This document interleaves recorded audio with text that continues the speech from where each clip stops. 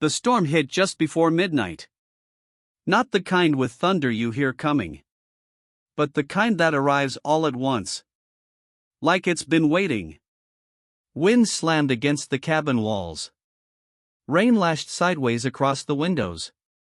And inside, Evelyn Harper stood over a boiling pot of coffee, watching it spill over. She didn't move at first. Just listened. Because beneath the storm, there was something else. A sound that didn't belong. Knock. Soft.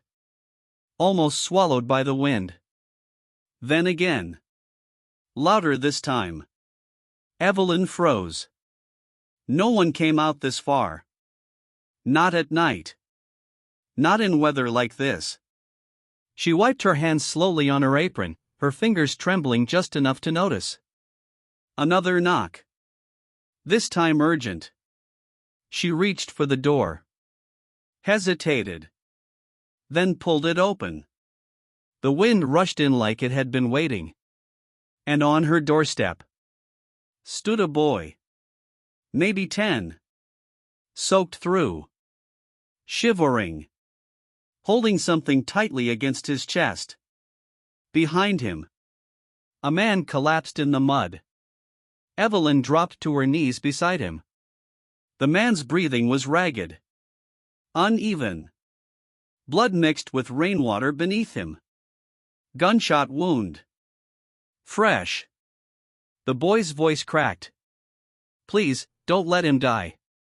Evelyn didn't ask questions. Didn't ask who they were. Or why someone had been shot. She just acted.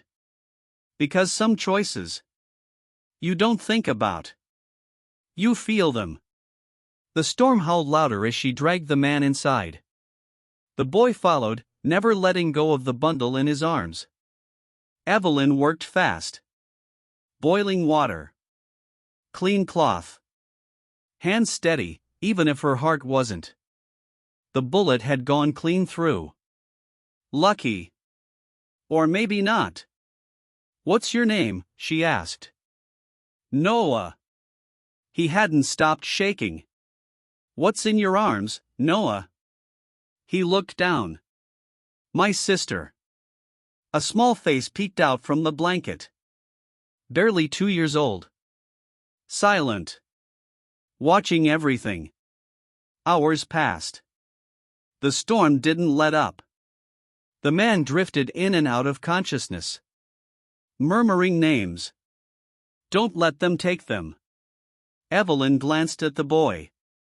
He didn't need to explain. She already understood. They weren't just running from something. They were being hunted. Morning came quietly. Like nothing had happened. But everything had. The man was still alive. Barely. Noah hadn't slept. Evelyn handed him a cup of warm milk. You're safe here, she said. But even as she said it, she wasn't sure if it was true. By afternoon, the man opened his eyes. Pain hit him first. Then awareness. Then Evelyn. You took a risk, he said weakly. I don't scare easy, she replied. He studied her.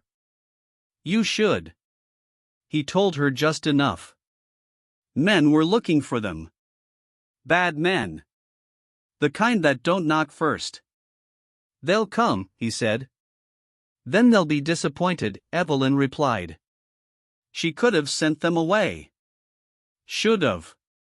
But she didn't. Because years ago, someone had opened a door for her. When she had nowhere left to go.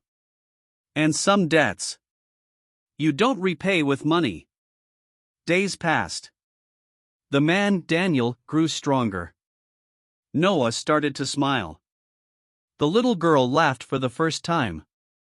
And Evelyn felt something she hadn't felt in years. Needed. Then one afternoon, dust rose on the horizon.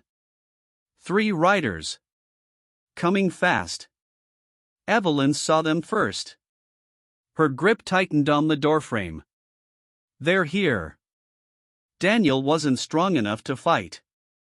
But he stood anyway. Noah stood beside him. Evelyn stepped forward. Not behind them. Beside them. The riders stopped.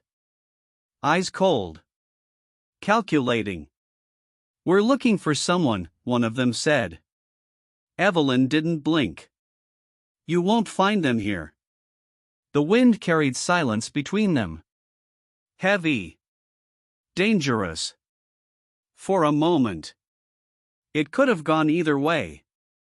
Then one rider smirked. Not worth the trouble, he muttered. They turned. Rode off. Just like that. The tension broke like glass. Noah exhaled. Daniel leaned against the wall. Evelyn stayed still. Because she knew. That wasn't luck. That was something else. Weeks later. The storm was long gone. But the change it brought remained. The cabin wasn't quiet anymore. It was alive. One evening. Daniel stood by the door. You don't have to keep us, he said. Evelyn looked at the children. Then at him. I know. She paused. But I'm not asking you to leave either. That night. As the fire burned low. Noah slept peacefully. The little girl curled against Evelyn's side. And outside. The wind whispered through the trees. Not as a warning. But as something softer. Something like a second chance.